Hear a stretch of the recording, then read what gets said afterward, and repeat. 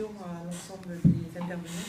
Si on considère la politique de répression qu'a menée Felipe Calderón pendant son gouvernement, avec les conséquences dont nous a parlé M.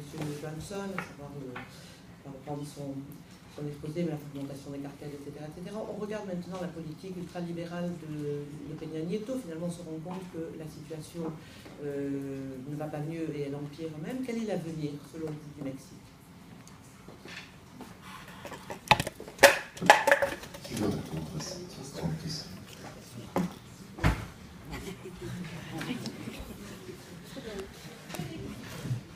Il semble très noir l'avenir, notamment parce que, enfin, on a évoqué parfois justement le fait que c'est quasiment l'ensemble de la classe politique qui est touchée par cette corruption, par cette infiltration. L'État de Guerrero, par exemple, c'est le maire d'Iguala, et l'État a été gouverné par le PRD, c'est-à-dire l'opposition de gauche au PRI.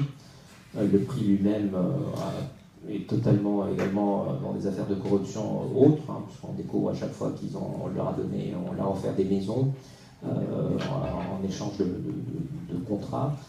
Et donc du coup, on ne voit pas justement de solution, si ce n'est justement de la population et donc d'une mobilisation de la société, qui ferait que le marché politique serait sous pression pour justement essayer donc, de regagner en légitimité. Quelque chose de très intéressant, par exemple, on aura des élections législatives cet été en Mexique, donc il y a un mouvement justement qui vise à tenter d'arracher des affiches, enfin, c'est des choses au quotidien, mais qui justement disent à incarner ce ras-le-bol de ces partis politiques qui continuent dans les mêmes trafics, les mêmes combines, etc., en marquant une sorte de ya basta, ça suffit, le marché politique, c'est nous les électeurs, nous ne voulons plus ça.